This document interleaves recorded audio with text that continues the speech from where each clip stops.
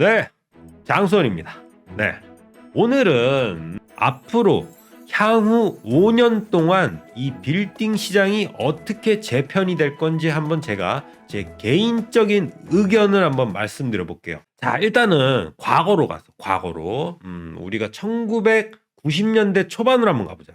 90년대 초반에 무슨 일이 있었냐? 그 노태우 정권에서 아파트를 대량 공급하면서 일기 신도시들이 태어났죠. 일기 신도시가 태어나면서 그 수요를 보고 빌딩들이 지어지기 시작했습니다.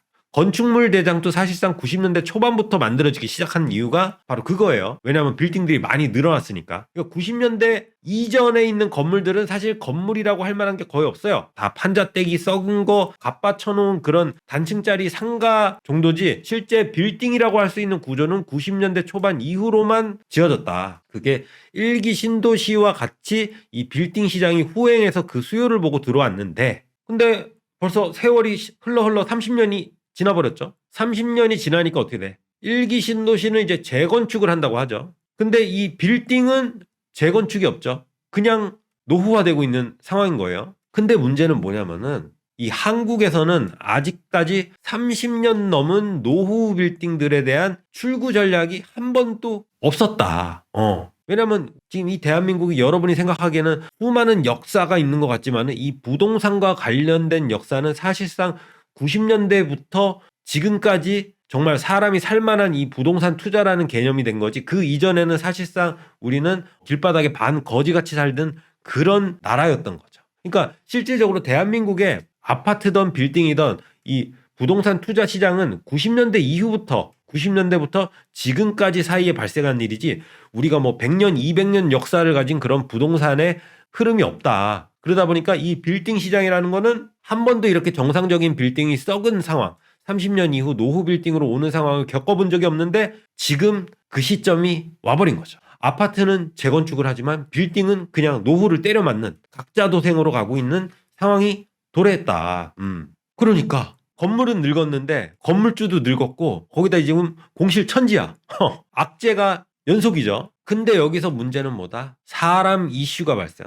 사람 이슈. 건물 썩은 거 그래 뭐 실컷 썩으라 그래. 공실 어차피 뭐 내가 대출 없으면은 뭐 공실 나서 새 안 나와도 아무 상관없어. 근데 문제는 뭐다? 이 사람, 늙은 건물주가 문제가 됩니다. 왜? 사람이 늙으면 반드시 오는 게 뭐다? 죽음이죠. 태어났으면 죽어. 이거는 자연의 이치야. 태어났는데 난 안 죽는다. 계속 살아간다. 이런 거 있을 수가 없어. 그래서 요즘 발생하는 사람 이슈가 뭐다? 치매, 상속. 이 치매. 몸은 멀쩡해도 정신이 망가져도 문제가 되고 죽어도 문제가 되고, 이 치매하고 상속 이슈 때문에 요즘 어떤 일이 생기느냐? 상속 급매. 매물들이 점점 늘어나고 있어요. 왜? 상속이 발생하면 상속세를 내야 하잖아. 근데 자식들은 썩은 건물, 공실천지인 건물을 굳이 상속세를 내가면서 지키고 싶지가 않아. 그리고 다행히 할아버지가 돌아가셨는데 할머니는 살아있어.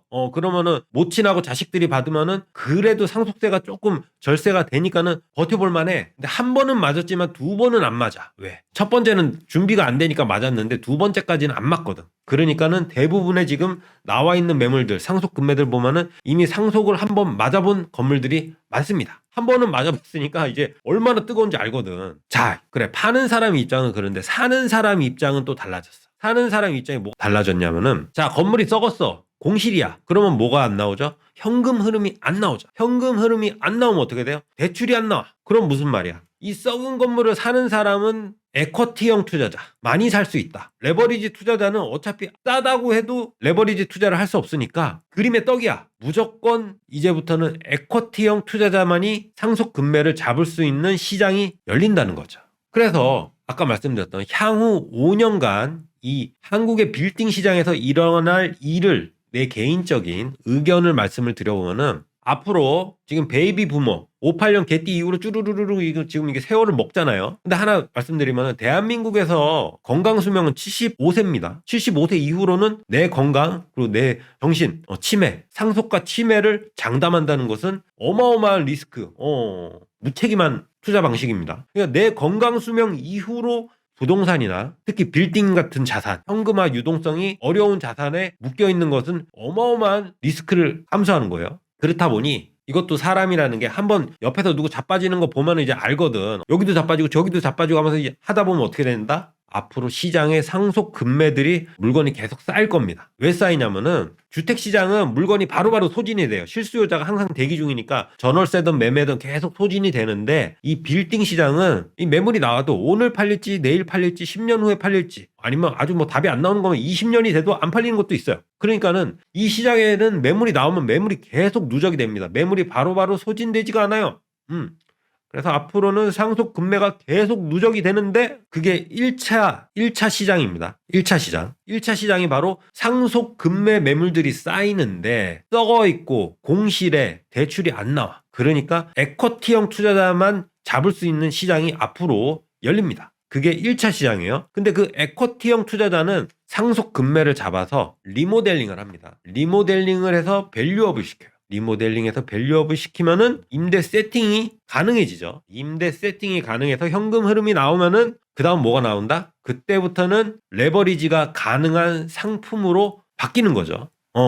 한마디로 썩은 거를 싸게 잡아서 밸류업을 시켜서 레버리지 투자가 가능한 상태로 상품화를 하는 게 1차 시장이고 그 다음 2차 시장이 뭐다? 2차 시장이 바로 에쿼티형 투자자가 만들어 놓은 레버리지 가능한 상품을 레버리지 투자자들이 잡는 그 시장이 2차 시장입니다. 당연히 수익률에 맞춘 시장이기 때문에 터무니없는 그런 상황은 아닐 거예요. 하지만은 그건 있죠. 에쿼티형 투자자가 원가에 잡아서 공사비를 얹어서 그 위에 자기 마진을 얹어서 엑시트하는 구조니까는 그 뒤에 들어오는 레버리지 투자자는 이 3단 비용을 다 지불을 해야죠. 대신에 이제 대출이 나오니까는 그렇게 억울하진 않습니다. 그리고 수익률 기반이니까 그렇게 터무니없진 않을 거예요. 에쿼티 투자자도 자기가 이걸 밸류업을 시켜서 상품화해갖고 임대 세팅까지 완료했을 때 수익률 몇 프로를 보는지 수지 분석을 해서 들어가는 거니까 앞으로 에쿼티 투자자하고 레버리지 투자자 이 두 사람이 시장에 오는데 에쿼티 투자자가 1차일 거고 이 레버리지 투자자가 2차로